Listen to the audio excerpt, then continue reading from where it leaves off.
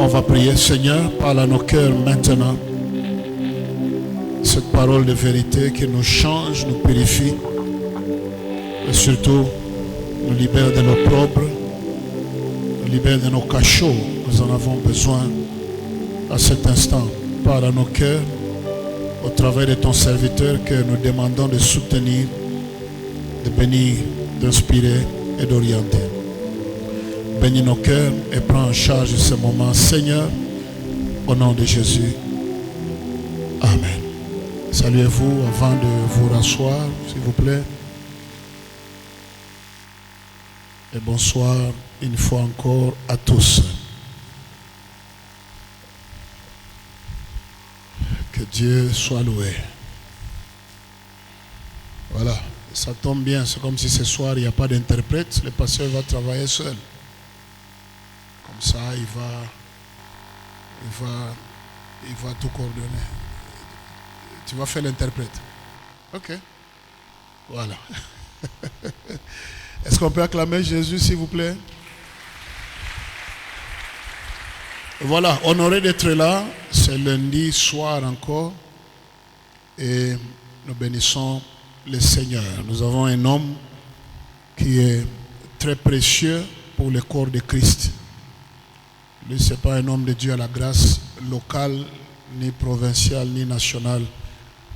C'est un homme dont le ministère impacte les gens au-delà des frontières. Et partout où il passe, il est aimé, il est réinvité. Les gens ont soif de l'écouter encore. Chez nous, il fait partie des prédicateurs maison et de nos prédicateurs les plus préférés. Parce que depuis les années 2000 qu'il vient chez nous chaque année. Et dans ce grand programme de 21 jours, il a plu au...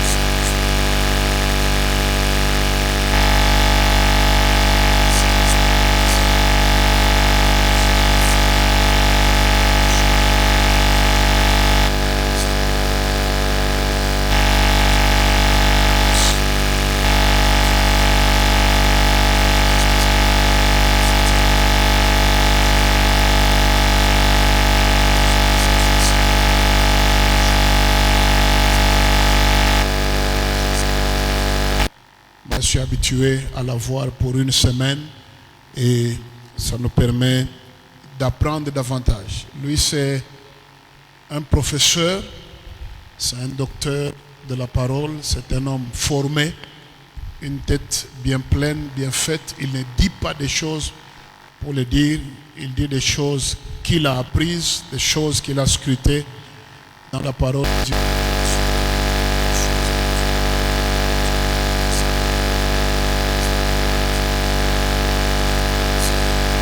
Qui va aller.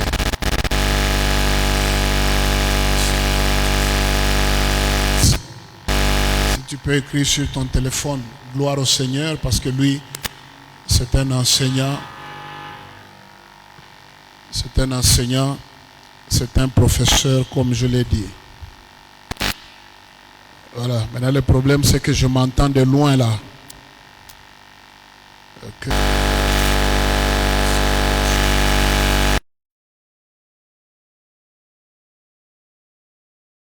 Ézéchiel Moulumba, on acclame sa présence. S'il vous plaît, on peut faire mieux que ça. Les vrais hommes de Dieu, il faut les honorer vivants.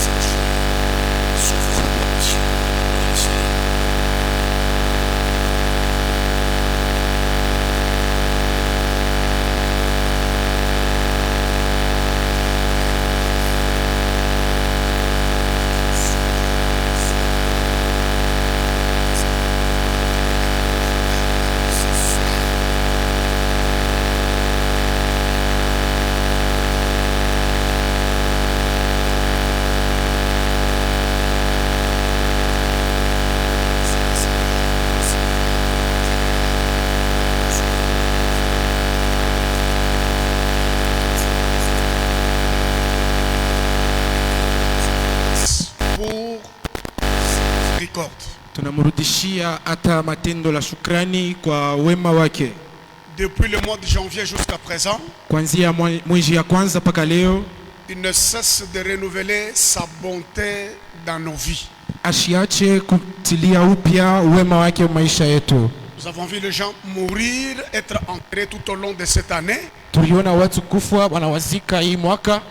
Mais si moi et toi, nous sommes sur la liste des vivants, nous lui rendons gloire. Na kama wewe na mimi tunakuwa wajima, inapasha tumrudishie shukrani. Que son nom soit loué à jamais. Jina lake itukuzwe wa milele.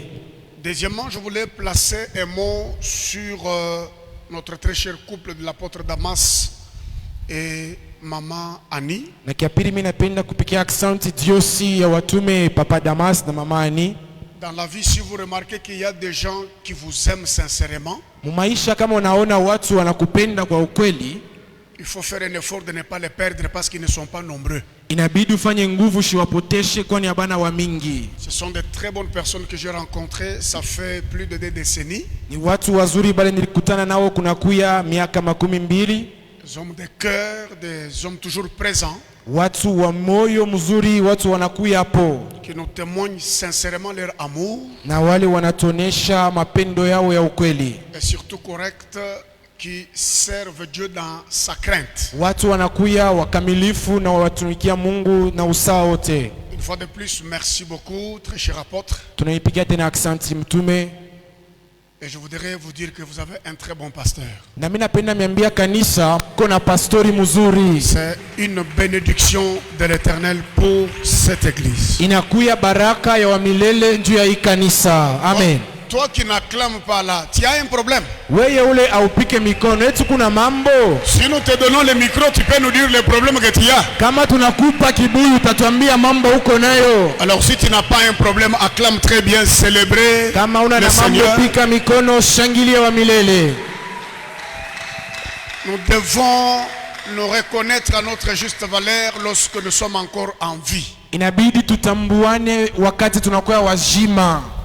Nous n'avons pas besoin de rhétoriciens qui viennent avec un discours très fignolé. Lorsque quelqu'un est déjà mort, il commence à dire des choses et celui qui est mort, il n'entend rien, n'est-ce pas?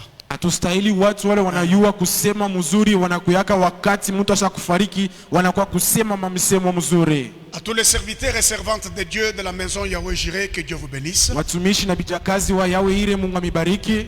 À l'Auguste Assemblée, que toutes les bénédictions prévues par Dieu pour ces 21 jours soient votre partage. Amina. Si le Fils vous affranchit, Kama mwana anamifungula, vous serez réellement libre. mutakuya ya kweri uru. Sous-thème qui est ainsi intitulé Mina kwa na kakishina ndoko ile minapatia njina Jésus-Christ libère de l'opprobre. Yesu anafungula kuaya. Jésus-Christ nous a franchis de l'opprobre. Yesu anatufungula kuole wala aya. Je vais vous inviter à faire quelques lectures de la parole de Dieu. Mitamita tusome pamoja neno la Mungu. Nous commençons par Luc chapitre 1, Tanza kwa Luka sura ya kwanza, le verset 23 à 25. yake ya 13 mpaka 25. Luc 1, Luka sura ya kwanza. 23 à 25, nous lisons au nom de Jésus-Christ. Amen. Merci de vous tenir debout pour respecter la parole. Amina. Lorsque ces jours de service furent écoulés, il s'en alla chez lui. Quelque temps après, Élisabeth, sa femme, devint enceinte. Elle se cacha pendant 5 mois, disant: c'est la grâce que le Seigneur m'a faite quand il a jeté les yeux sur moi pour ôter mon opprobre parmi les hommes. Amen. Amina. Veuillez vous asseoir. Mwikale minamisi. Deuxième texte, nous prenons Lamentation de Jérémie chapitre 5. Tasoma manunguniko ya Yeremia sura ya 5. Du 1er au 3e verset. Kistari ya kwanza mpaka kistari ya 3. Lamentation de Jérémie chapitre 5, Manunguniko ya Yeremia sura yake ya 5. 1 à 3, la Bible dit, souviens-toi, ô Éternel, de ce qui nous est arrivé. Regarde, vois notre opprobre. Notre héritage a passé à des étrangers, nos maisons à des inconnus. Nous sommes orphelins sans père. Nos mères sont comme des veuves.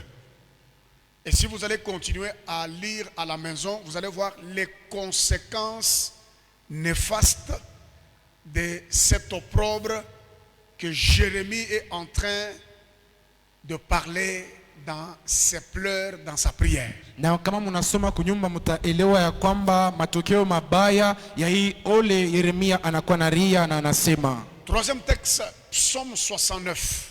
Zaburi 69 Versets 20 à 21. kistari yake ya 12 mpaka 21. Psaume chapitre 69. Zaburi sura yake ya 16 mpaka 69. Versets 20 à 21. La Bible dit, tu connais mon opprobre, ma honte, mon ignominie. Tous mes adversaires sont devant toi. L'opprobre me brise le cœur et je suis malade.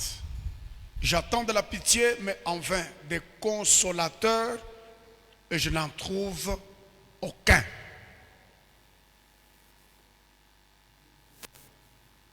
Et nous terminons par Genèse 30. Taisha na Mwanzo sura yake ya 13.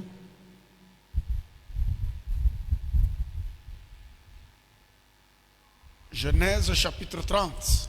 Mwanzo 13 Versets 23 à 24. kistari ya 23 mpaka 24. Elle devint enceinte et enfanta un fils, et elle dit,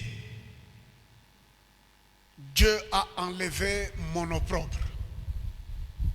Et elle lui donna le nom de Joseph en disant, que l'Éternel m'ajoute un autre fils. Est-ce qu'on peut acclamer pour la lecture de la parole de Dieu? Eti tunaweza shangilia. Bien-aimés dans le Seigneur, Wapendwa kati ya Bwana, à travers ces quelques interventions que nous allons faire dans ce grand marathon de prière, kupitia hii kutumika kwetu kwa hii mashiku kiloko muima kongamano ya maombi, nous croyons de tout notre cœur tunaminia na moyo yote que Dieu a la capacité ya kwamba Mungu anakuwa na uwezaji de nous affranchir et de nous libérer de toute forme d'opprobre. ya kutuokoa na kututilia huru na maole yote. Et je fais la première déclaration ce soir en disant, Na mimi naanza na kutangaza kwangu kwa kanza mkusema, personne d'entre nous n'entrera avec l'opprobre dans la nouvelle année 2026. hakuna mtu ikatikati yetu ataingia na ole yake mwaka inakuya kesho. Je répète, Narudiririamo, toute forme d'opprobre aina yote ya ole tombera dans ce marathon et tu y entreras dans la nouvelle année comme un vainqueur. itanguka muima ombi na utengia mwaka mupya sawa muinaji.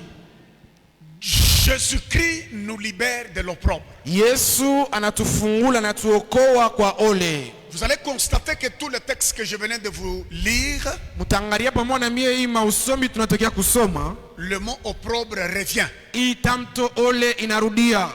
Luc chapitre 1, Luka sura ya kwanza, nous voyons Élisabeth qui était la femme de Zacharie le sacrificateur. tunaona Elizabeth alikuwa mke au mkoani mkuu. Lorsque Dieu console cette femme avec la grossesse dans sa vieillesse, Wakati Mungu anamfariji na uzito mbuze bwake, elle déclare ceci en disant, akatangaza hivi mkusema, c'est la grâce que le Seigneur m'a faite ni neema ile Mungu ananifanyia quand tu l'as jeté les yeux sur moi wakati areka macho yake pangu, pour ôter mon opprobre parmi les hommes. juu ya kutosha ole yangu katikati ya watu, Pour Élisabeth, juu ya Elizabeti, l'opprobre c'était la stérilité.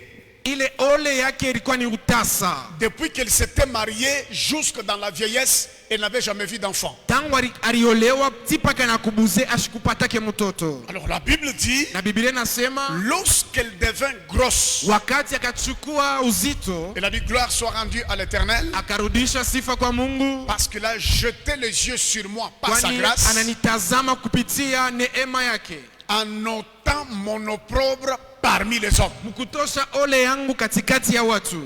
Le psalmiste aussi dit la même chose. Na wanjiko wa Zaburi wanasema hivi, Il dit Seigneur, vois mon opprobre. wanasema Bwana, ona ole yangu, Regarde garia que je suis dans l'ignominie, dans la honte. minakuya muaya ya nguvu. Et lorsque Jérémie pleure dans le lamentation, Na wakati Yeremia anakuwa na ria, il parle aussi de l'opprobre dans sa prière. na yeye anasemezea ole maombi yake. Il avait besoin que Dieu le délivre de l'opprobre. Alihitaji Mungu amufungule kuile aya. Mais commençons par le commencement. Qu'est-ce qu'on appelle opprobre? Na tuanzie kumwanzo, ni nini ile banaita ole? La définition de l'opprobre, Mafafanusho ya aya premièrement, ya kwanza, l'opprobre est défini comme une très grande honte publique. inamaanisha sawa ile aya ya nguvu ya kumacho ya watu.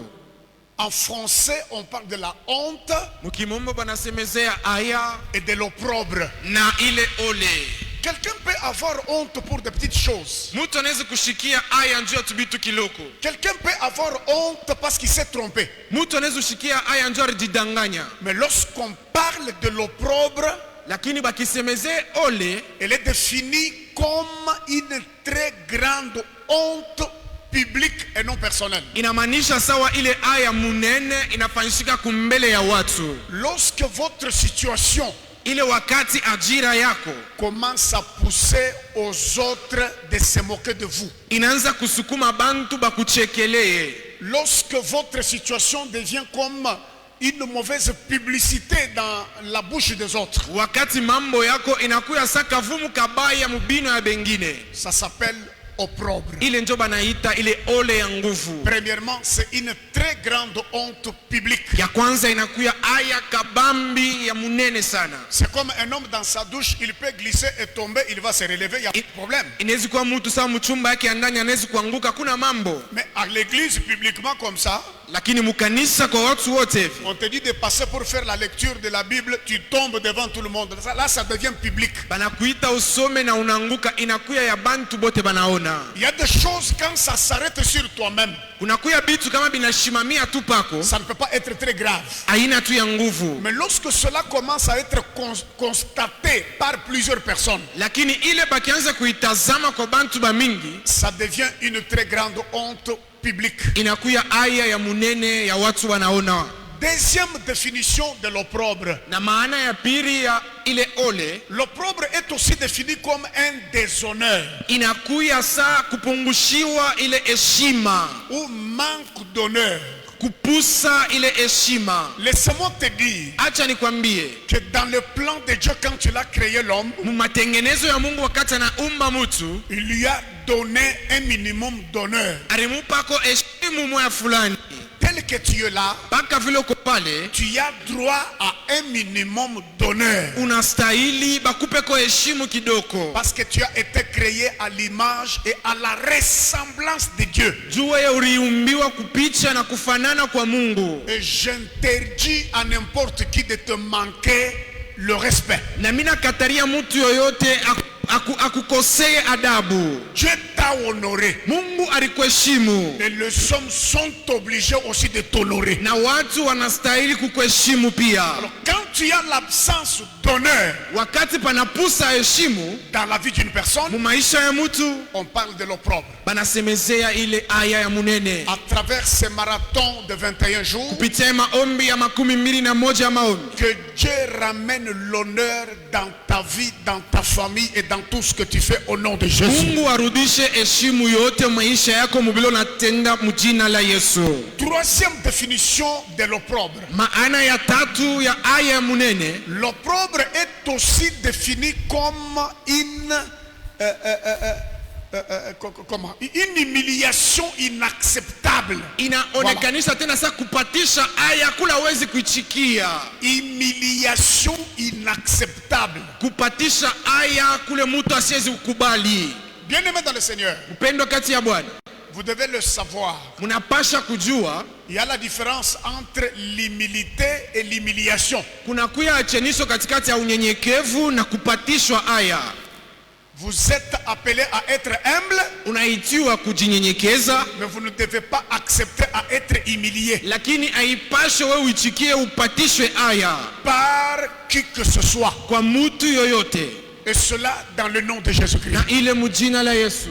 Lorsque vous êtes humilié, Wakati banakupatisha aya, c'est peut-être parce que vous manquez quelque chose. saa zingine ndio unapusa kitu, C'est peut-être que vous vous retrouvez dans une faiblesse de la vie sociale. saa zingine ndio unakuwa mudhaifu moya maisha ya ujamii. Alors quelqu'un d'autre peut se moquer. Il peut prendre votre faiblesse Mtu mwingine anaweza ubeba ile udhaifu yako pour chercher à vous humilier, à vous manquer du respect. juu ya kutafuta namna gani kukosea heshima, Et ces choses-là ne doivent pas être tolérées dans nos vies. na bile bitu haipashe tubichikie maisha. Si le Fils vous a franchi, Kama mwana na mifungula na miokoa vous serez réellement libre. ya kweli, mutakuya huru. Et à partir de ce soir, Na kuanzia hii magharibi, que le Seigneur puisse ôter toute forme d'opprobre qui s'attache à votre vie. Mungu atoshe ile aya yote sa kuambatana na maisha yako.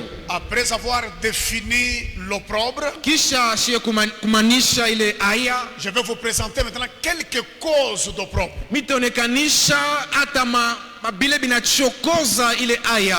Qu'est-ce qui fait que notre vie soit dans l'opprobre? Nini ile nafanya ya kwamba maisha yetu ikuye mu aya? Parce qu'avant que Dieu ne nous délivre de quelque chose, Juu kabla Mungu atufungule mu mambo fulani, nous devons connaître les causes qui avaient amené cette histoire dans notre vie. inabidi tujue ile misingi ile rianzisha ile mambo. La première cause d'opprobre, Na kitu ya kwanza ya ile aya c'est d'abord le péché. inakuya mbele nzambi. Le péché est une grande cause d'opprobre. Zambi inakuya hata matokeo ya nguvu ile nachokoza aya. Ici, lorsque vous lisez Daniel chapitre 9, Kama munasoma Danieli sura yake ya 9 le verset 16, kistari yake ya 16, écoutez ce que le prophète Daniel est en train de dire. mshikie kile nabii Danieli anakuwa nasema. Daniel 9, 16. Je montre d'abord la première cause qui amène l'opprobre dans nos vies. Minaonesha mbele bitu ya kwanza ile inaleta hata aya maisha yetu. Parce que même le prophète Jérémie a pleuré de l'opprobre. Hata nabii Yeremia aliria ile aya.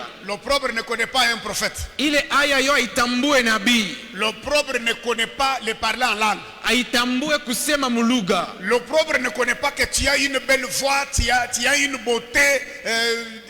L'opprobre ne connaît pas ça. Aya haitambue asema kwa murembo huku na sauti mzuri, haifamia vile bitu. Parce que lamentation de Jérémie, ça ce sont des plaintes, des pleurs de Jérémie qui était déjà prophète. Inakuwa ni kilio ya Yeremia, anakuwa naonekanisha alikuwa nabii.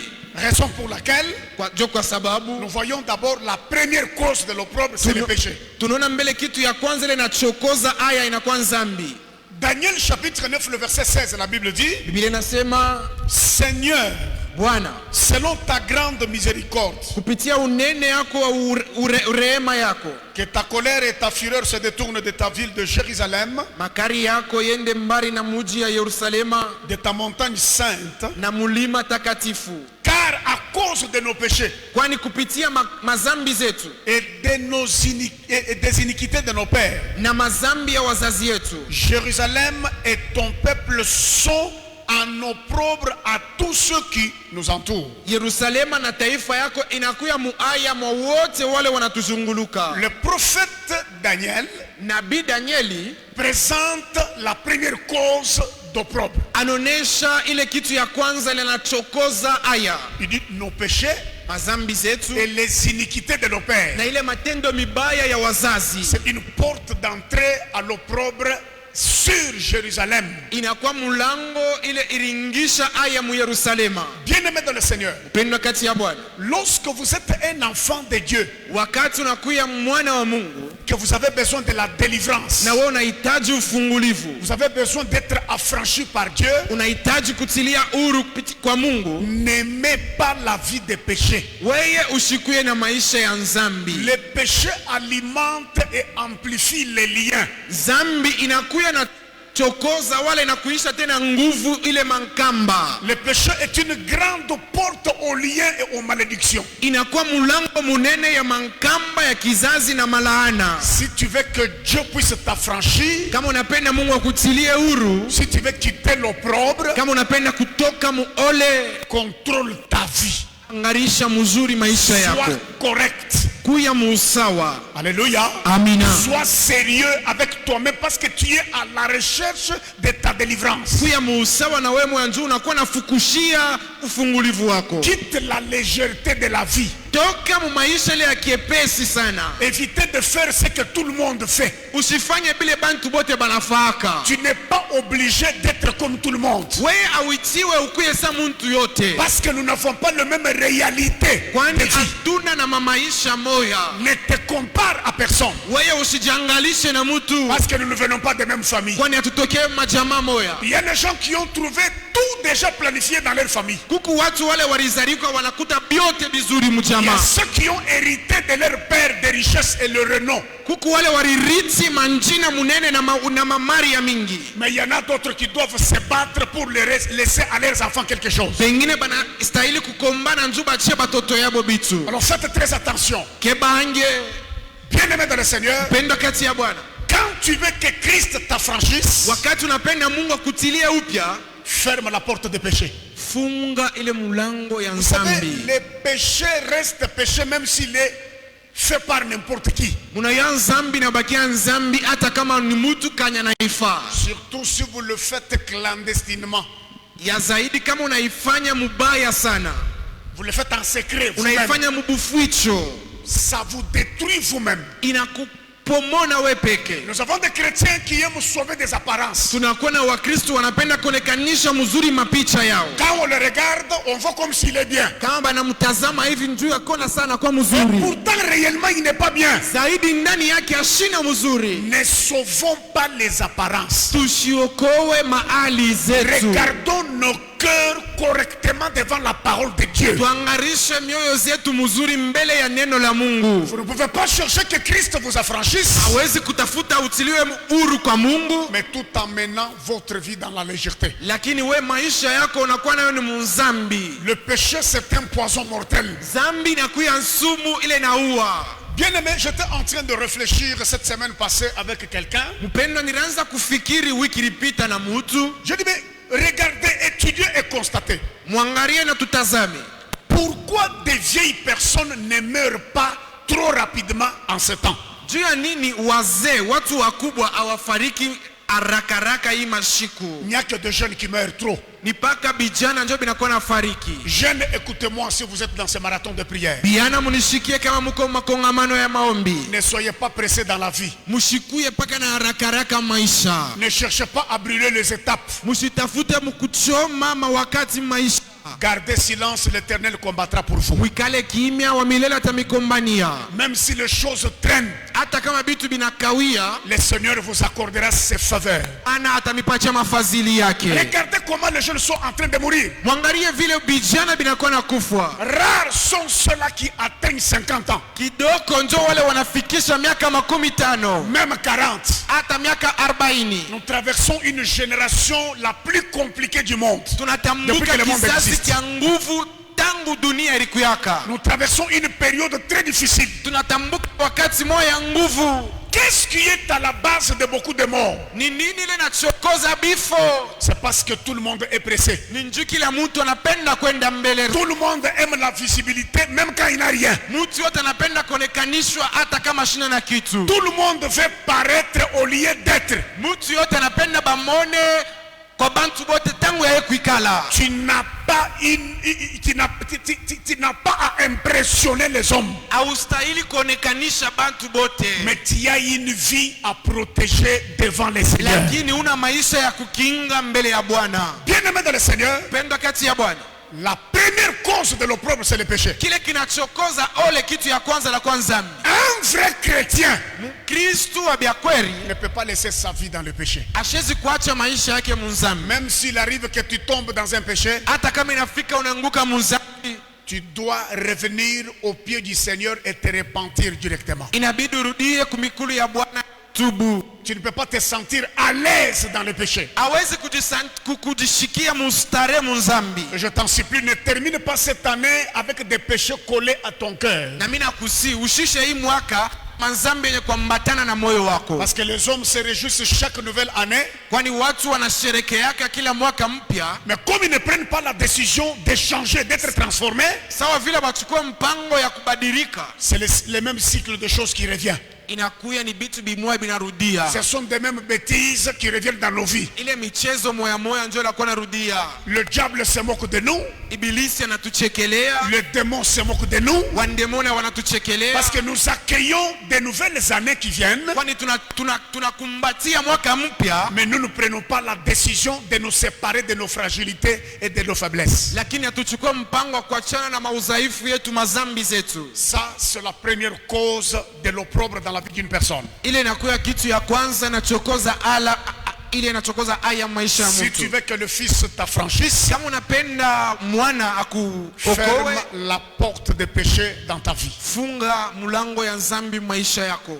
Deuxième cause d'opprobre, Kitu ya pili ile inachokoza aya la pauvreté. inakuwa umasikini. Là, je n'aime pas trop. Je n'aime pas ça. Ile mishipendaki hata. La pauvreté. Umashikini? Hapana. Ne soyez pas un défenseur de la pauvreté. Ushikuye mtu le natetea umashikini. Ce n'est pas un signe de la spiritualité. Aina alama ya kiroho, hapana. C'est une médiocrité. Inakuya ni maisha moya chini ya umashikini. Vous trouvez quelqu'un en train de défendre la pauvreté, vous voyez la Bible de... Non, non, Biblia papa. nasema Achaï mambo, arrête avec cette affaire.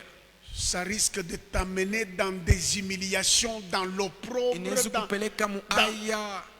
La deuxième cause qui amène l'opprobre, Kitu ya pili inaleta aya c'est la pauvreté. inakuwa umasikini.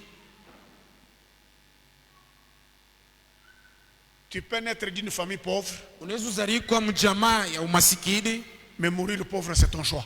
lakini kufa masikini inakuwa ni uchakuzo wako. Nous sommes dans un pays Tunakuwa pauvre, nchi ile inakuwa masikini, mais tu n'es pas obligé et condamné à demeurer dans la pauvreté parce que c'est ce que le Congo nous oblige de venir. Non. haustahili auitiwe uishi paka bile banasema tukuba mashikini na wewe kufe mashikini. Hapana. Il n'y a pas quelque chose qui amène l'opprobre dans la vie de quelqu'un comme la pauvreté. Hakuna kitu kibaya tena kikunaleta aya maisha ya mtu sawa umasikini. Dans la vie, il y a une classe de riches, Maisha munakuya hata klasi ya wale watajiri, une classe moyenne unakuya klasi ya wale wanakuwa pakatikati et une classe de pauvres. na wale wanakuwa masikini. Moi et toi, nous sommes dans quelle classe? We na mie tunakuya mu klasi kani? Nous devons nous poser des questions comme ça, réfléchir avant que l'année ne finisse. Inabidi tujiulize kabla mwaka imalizike. La pauvreté, c'est manquer ce qui est nécessaire pour la vie. Umasikini ni kupusa kile kinakuwa kia kawaida kia maana sana maisha. Et la pauvreté est une grande barrière Na umasikini nakuya hata mpaka mkubwa à la réalisation de votre vision, mkutimizika kwa ono yako de vos projets et de vos programmes. ya matengenezo na bila unakosa tayarisha. Quand nous sommes trop pauvres, Wakati tunakuya wa masikini zaidi, notre vision devient un projet éternel. Ono yetu inakuya matengenezo ya umilele. On le fera, on le fera. Taifa. Vous allez avoir des croquis, des programmes dans des agendas, mais que vous n'avez pas la capacité d'accomplir, tout simplement parce que vous êtes très pauvre. Unaweza kuwa na matengenezo shanjika mkalasisi yako lakini hauitimize njoo kwa masikini. Et là où il y a trop de pauvreté, Nafasi panakuwa masikini ya on parle nguvu. aussi trop de sorcellerie là-bas. Panakuwa tena bulozi uchawi. Regardez dans les familles où il y a trop de pauvreté. Mwangalie majamaa mule mnakuwa Vous masikini. allez voir que les gens s'accusent trop de sorcellerie. Bantu panakuwa mchawi. La pauvreté n'est pas bonne. Umasikini haina mzuri. Parce que ça amène l'opprobre dans la vie d'une personne. Kwani inaleta aya maisha ya mtu. Laissez-moi te parler un peu de l'opprobre sur la pauvreté. Uniache kwa nikusemezee aya ile pa umasikini. C'est humiliant Inakuwa ya aya. d'avoir des grands diplômes mais sans argent. Ukuye na masheti mengi lakini hauna na franga. Ni haya. C'est la honte. Parce que tu trouveras celui Utaona ule qui n'a pas le même niveau que toi, un niveau intellectuel. ashina na hatua ya masomo ya pamoja na wewe. Mais ekuna kantu kubianza. Mais il a Il a quand même quelque l'argent. chose. Il a l'argent, il a quelque Il chose. peut vous humilier comme ça. Anakupatisha haya hivi. Qui peut sortir dans la foutaise dans une réunion de famille. Unaweza utoka tu mambo tu hivi makutano ya jamaa. Tu parles très bien français comme si tu as travaillé à l'Académie française. Unasema kimongo mzuri sana sana unatumikaka kwa Académie Mais française. quand on commence à poser les problèmes de résoudre des résolutions, Lakini bakieke mambo ndio kuleta majibu. tu n'as rien. Hauna na kitu. Il faut éviter ça dans la vie. Napasha kebange na bile. Si le Fils vous a franchi, Kama mwana na mitilia upya. vous serez réellement libre Ya kweli mtatiliwa huru. et la pauvreté n'aura pas de la place dans Na votre vie. umashikini haitakuwa nafasi maisha yako. Déclare ce soir Natangaza hii magharibi. que toute forme de pauvreté Aina yote ya umasikini libère votre vie au nom de Jésus-Christ. achilie maisha yenu mchina la Yesu. Donnez-moi un bon amen 3 fois et reçois ça, c'est pour toi. dans la vie. Amen, amen, amen. Ne faites pas semblant. Usifanye sambla hapana. Un pauvre devient philosophe, il devient inspecteur, il devient encre correcteur des autres. Mtu anakuwa mashikini, anakuwa mtu wa kuwaza, wa kuampiza wengine. Quand on demande l'argent à l'église, quand les autres donnent, Bakilombe franga kanisa yana. Biblia inasema c'est la pauvreté. ni umashikini. Si tu en as, Kama uko tu te lèves, nayo, tu donnes. simama na Si leta. tu n'en as pas, Kama una, priez que Dieu te donne aussi pour que la prochaine occasion tu donnes. Mungu akupe njoo Ne mara deviens ingine pas ulete. philosophe. Usikuye mtu wa mawazo. C'est humiliant. Ni bia aya. Alléluia. Amina. La pauvreté. Umashikini. Lorsque vous lisez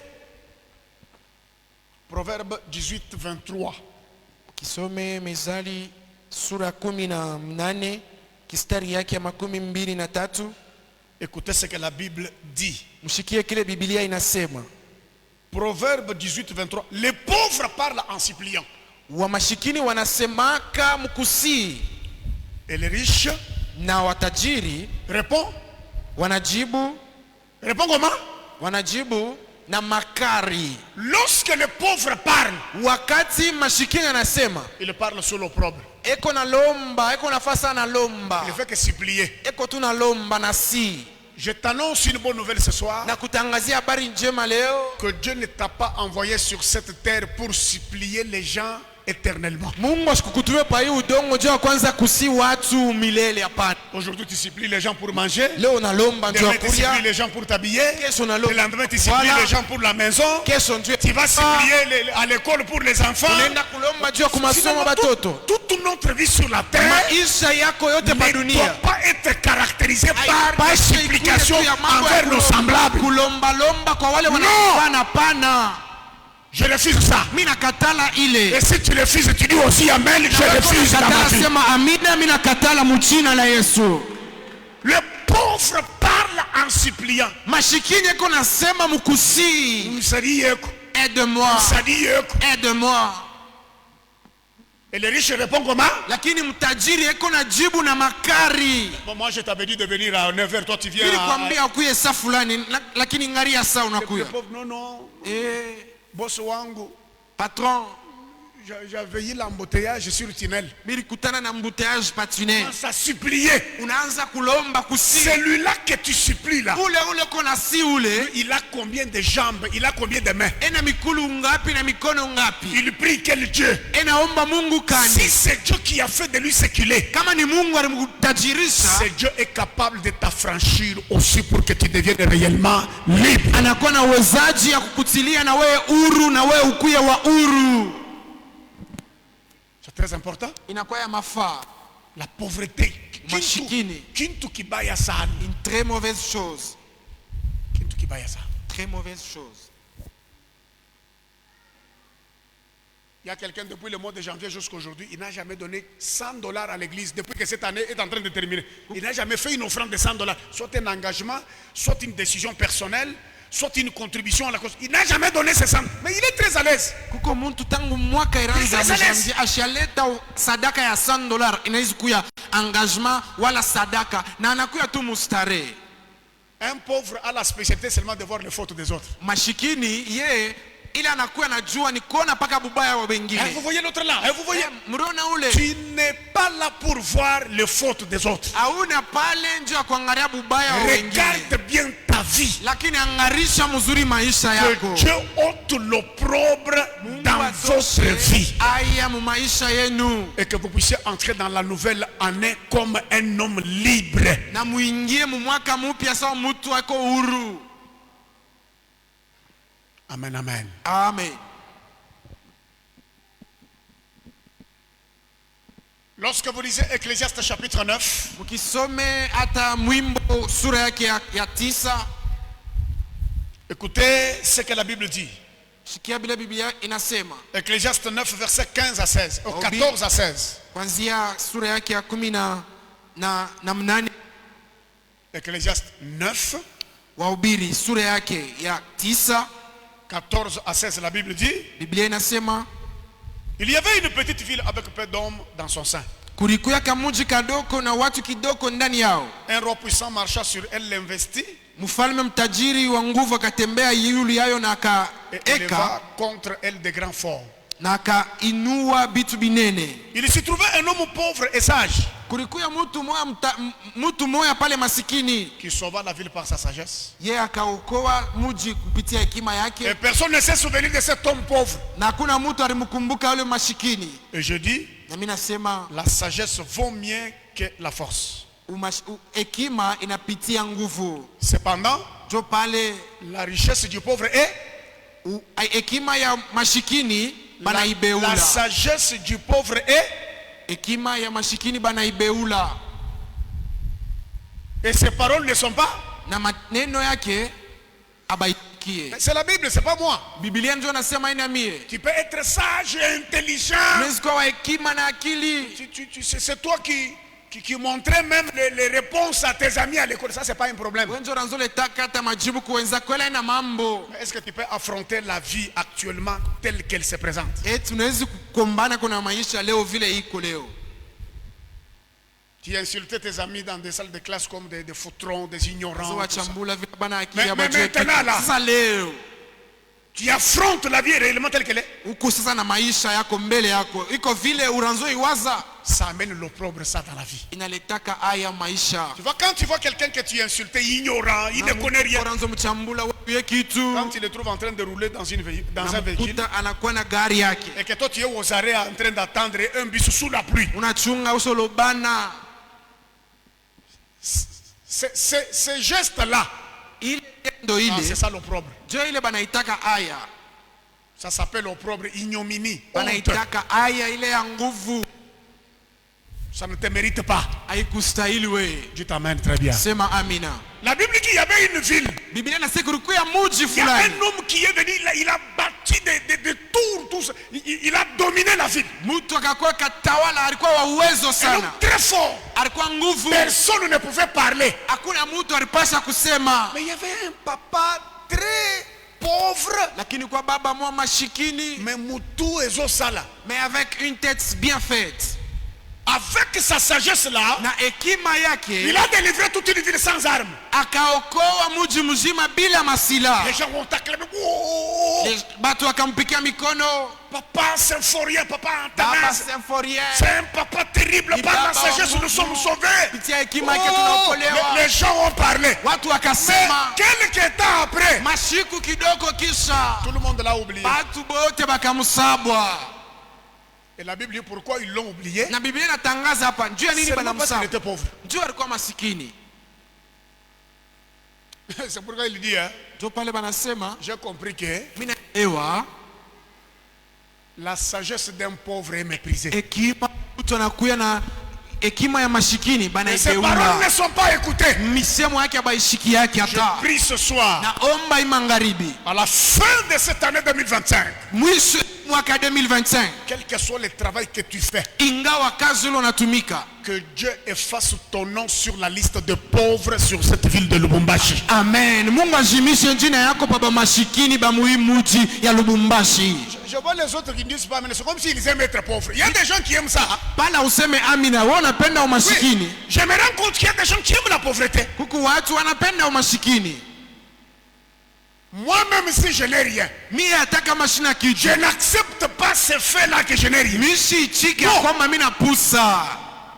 Je peux manquer, Mimi nawezi mais kupusa. je n'accepte, je dis ça, c'est pas ma vie. Ile aina ndio maisha yangu hapana. Je déclare Natangaza que Dieu efface ton nom sur la liste Mungu de ashinde pauvres. jina yako pa mashikini mjina la Yesu weye Tes enfants, na watoto yako. que vous ne soyez pas sur la liste de Usikuye pauvres. pakalasisi ya wa Parce que mashikini. la pauvreté humilie. Kwani umashikini unafezelesha.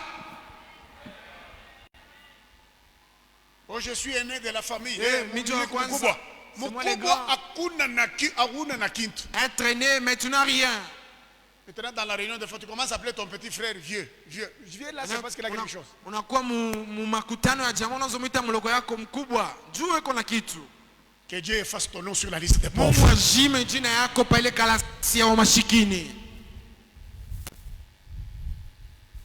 Tu peux parler beaucoup en langue, Unaweza usema zaidi mulugha mais n'aime pas la pauvreté. lakini usipende umasikini.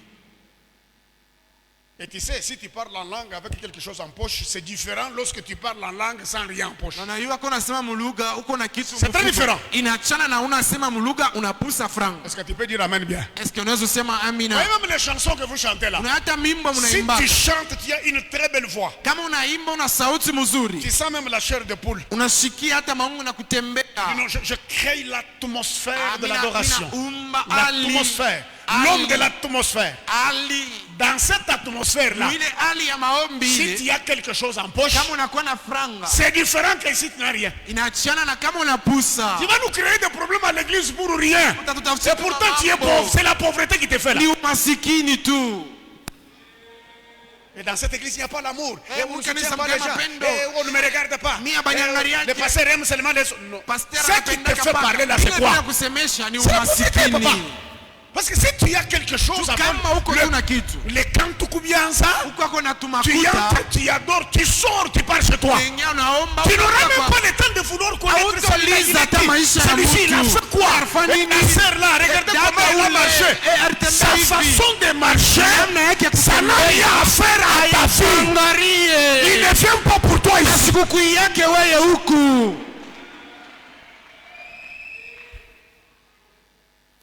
Bien-aimé dans le Seigneur, Pendwa kati ya Bwana. si le Fils vous a franchi, Kama mwana vous anamifungula. serez réellement libre. Utakuwa ya kweli huru. Tout opprobre Aya que yote. le diable Ile ibilisi a attaché à nos vies, anambatanisha kwa maisha Ana yetu. familia. Kwa jamaa yetu. dans la pauvreté, Umasikini. cela libère Achilie. Jésus-Christ. Jina la Yesu. Toi qui as souffert, Kama wewe uliteswa. n'accepte pas que tes enfants souffrent comme toi tu avais souffert. Watoto wako na peso mjina la Yesu. N'accepte pas ça. Usikichike. C'est humiliant. Inakuya ya aya. C'est humiliant. Ni bia aya.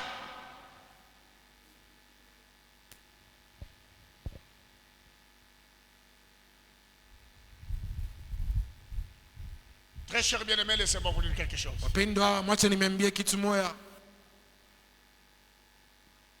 La pauvreté, c'est avoir la volonté et non le pouvoir. Umashikini ni kuya na mapenzi ya kufanya kitu fulani lakini unakosa ile nguvu wala manamuna ya kufanya kile kitu.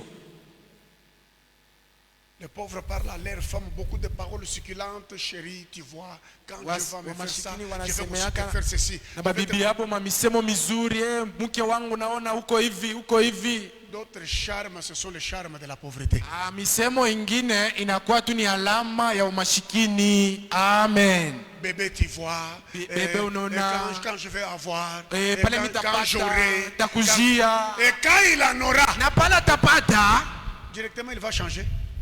C'est ce qui lui faisait parler là, c'était la pauvreté.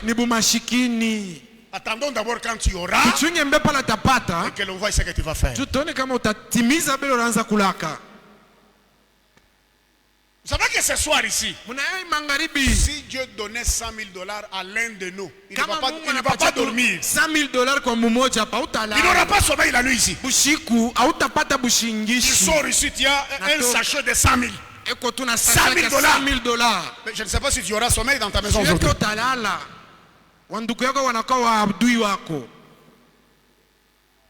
Demande un peu à celui qui est à côté de toi, est-ce que utalala leo? Est-ce que utalala na mie? Un autre élément dans la pauvreté. Les gens confondent la pauvreté et la sanctification. Il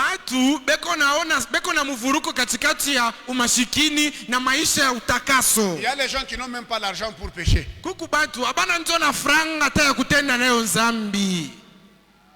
Il va commettre le péché avec quoi? Parce qu'il n'a rien. Amen. Il va faire quoi? Parce que kuna kintu papa.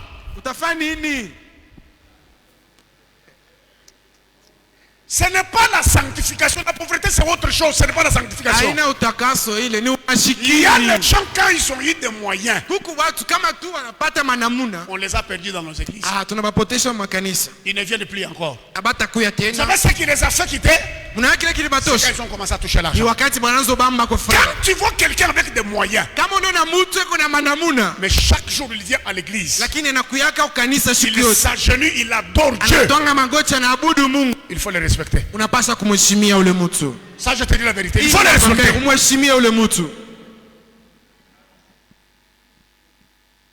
L'opprobre.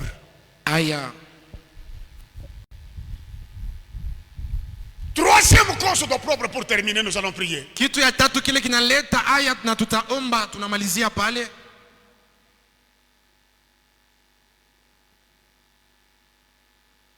Vous savez, bien-aimé, ça peut être la stérilité, ça peut être la maladie. Mais j'aimerais que l'on réfléchisse ensemble.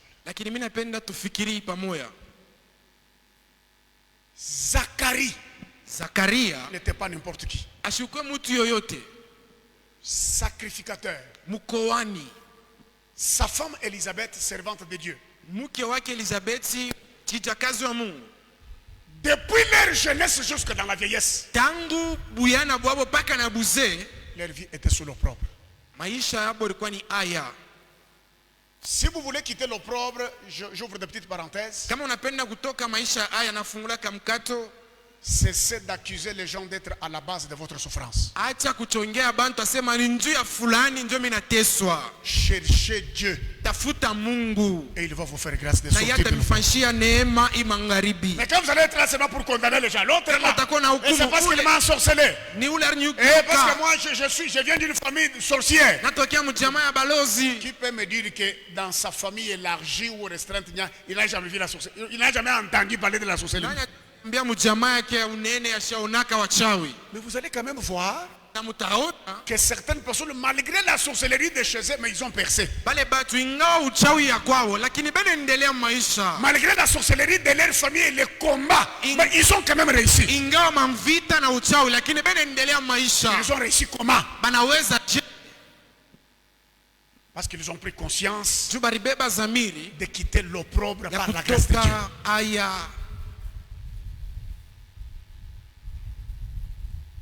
Zacharie est choisi Zakaria banamchakula pour accomplir l'œuvre de Dieu. juu ya kutimiza kazi ya Mungu. Il entre dans le temple, Anaingia mwekalu devant l'autel. mbele ya zabahu. Il commence à servir le Seigneur. Anaanza kutumikia Bwana. L'ange Gabriel lui apparaît. Malaika Gabrieli anamtokelea Et l'ange lui dit, na anamwambia ta femme va devenir enceinte. mke wako atachukua Elle va mettre au monde un enfant, un fils. na yeye atazaa mwana. Zacharie a douté.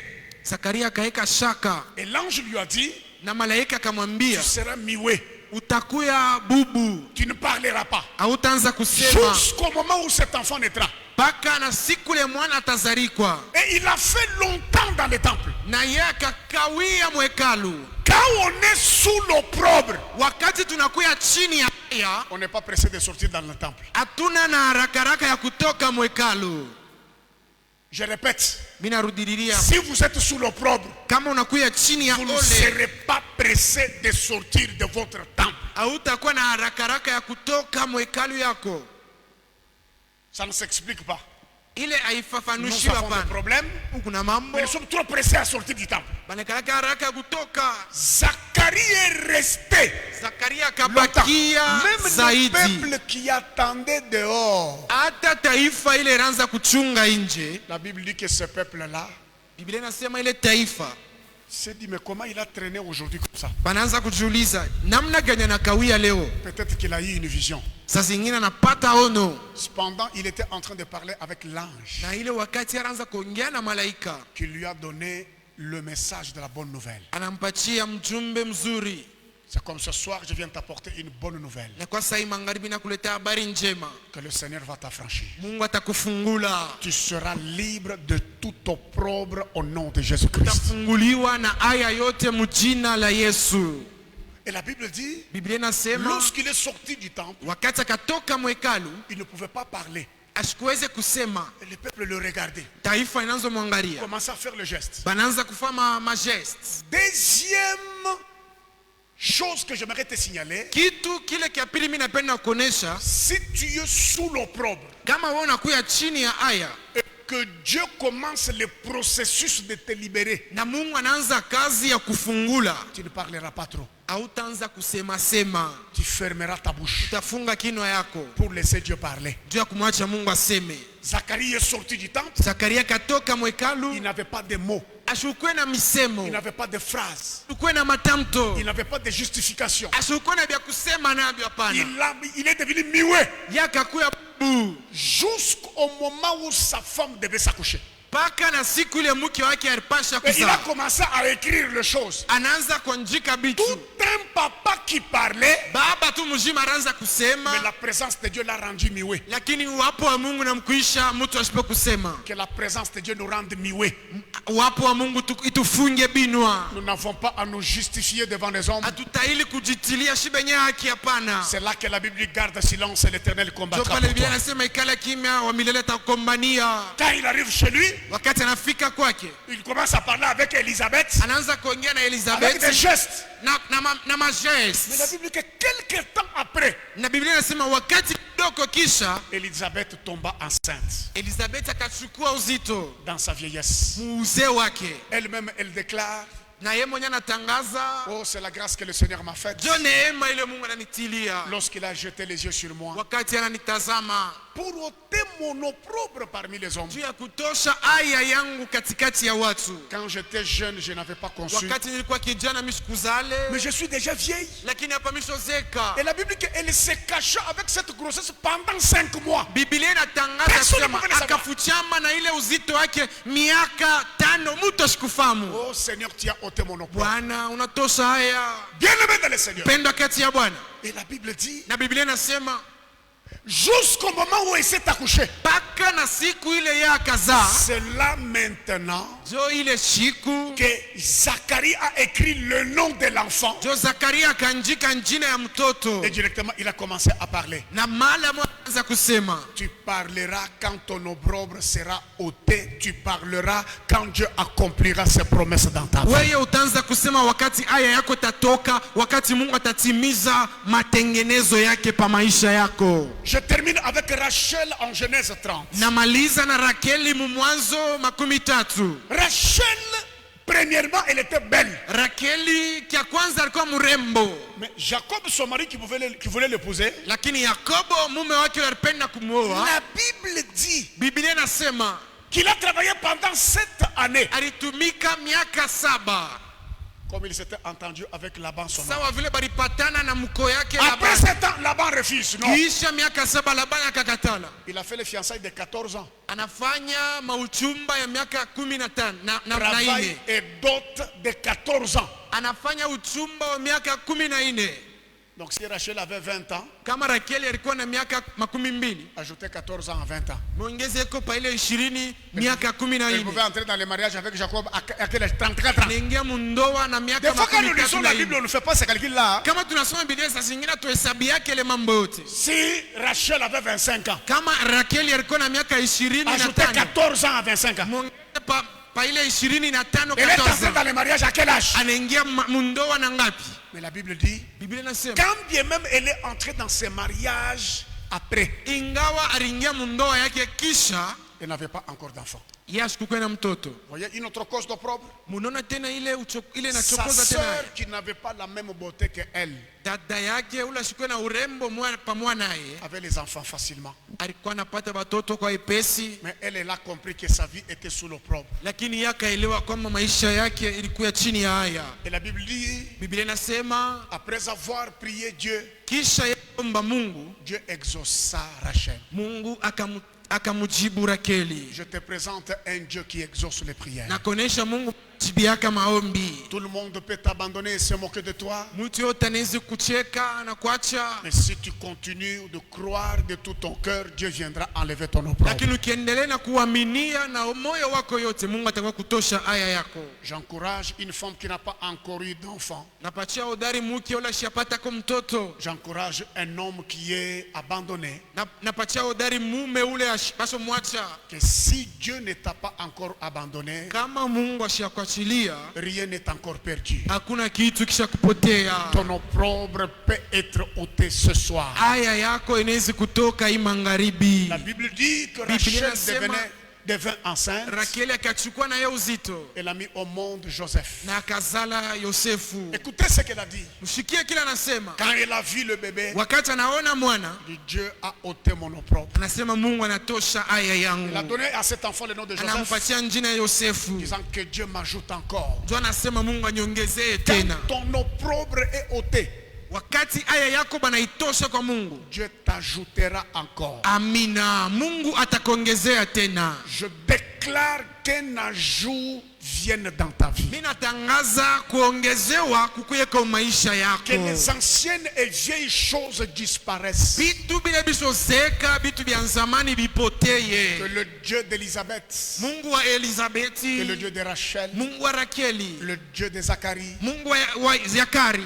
que le Dieu de Jacob, Mungu wa Yakobo, que le Dieu tout-puissant, Mungu que mwezaji, le Dieu qui a franchi, Mungu lenatilia na que le Dieu kuokoa, qui rend réellement libre, ule réellement. anafungula La bia Bible kweli. parle du mot réellement, Anasema ya kweli, c'est-à-dire même celui qui ne pouvait pas voir, kusema hata ula sikuwezi kuona, il verra que dans ta vie quelque chose s'est ataona ya passé de kweli la part de maisha Dieu. yako kitu kima Je kinafanyika. vais exagérer, réellement. Mimi nasema ya kweli, Même un aveugle qui était ton voisin, hata ule alikuwa kipofu jirani wako, même s'il n'a jamais vu, hata kama shiaonaka, il verra la gloire de Dieu à yeye partir de toi. ataona utukufu ya Mungu kupitia weye. Le Dieu qui ôte l'opprobre. Mungu ule anatosha aya. Je te dis ce soir, Nakwambia hivi magharibi, nous voulons prier. tunapenda kuomba. Mais sache que si tu as déjà été humilié une fois, Najua kwamba kama basa kufashiaka aya mara ya kwanza, si tu as déjà été méprisé à cause de ta souffrance, d'une fragilité ou d'une faiblesse, kama basa kufezeleshwaka kupitia udhaifu wako wala mateso fulani, si tu as déjà été chassé comme un chien, kama basa kufukushaka sawa imbwa, ne désespère pas. wewe ushikate tamaa. Si on s'est déjà moqué de, si tu as déjà été mortifié, Kama basa kukuchekaka na unaria sana, je te présente un Dieu qui a franchi, na kuonesha Mungu ule nafungula hii un Dieu magharibi, qui libère de l'opprobre ce soir. Mungu ule natilia huru. Je dis même à un orphelin, Nambia hata yatima une moja veuve, ya mchane que ce n'est pas encore terminé. ayamalizika njuu yako. Le Dieu qui ôte l'opprobre, qui a franchi, il est là présent. Mungu uleko natosha aya uleko natilia uru eko hapa. Tiens-toi debout là où tu es. Shimamia pale huko, Commence à refuser toute forme d'opprobre. anza kukatala hali yote, aina yote ya Ta aya. vie, je ne connais pas ton opprobre. Mimi sijui aya yako. Pour les autres, Jua bengine c'est le mépris, l'abandon, l'humiliation, la pauvreté, la stérilité. aya Oui. kubachekelea mateso. A dû coller à ta vie qui ne veut pas te lâcher. Habari mwisho kubamba inakatala kukwacha. Tout le monde a besoin de prier. Je te donne 5 Na minutes. tu dakika 5, Frappe les mains, refuse tout opprobre. pika mikono, katala ole yote. Je refuse tout opprobre dans ma vie. Mina katala ole maisha yangu. Libère-moi de tout opprobre. Baba, Même si unifungule. l'opprobre avait commencé avec mes parents. Hata kama ranzaka njo na Mais bazazi. sur moi, je Lakini refuse pangu tout mina opprobre. katala aya Est-ce que yote. tu peux frapper Eti les mains, tu peux unaweza pika prier. mikono, Tu peux unaomba. refuser toute forme d'opprobre. Katala hali yote.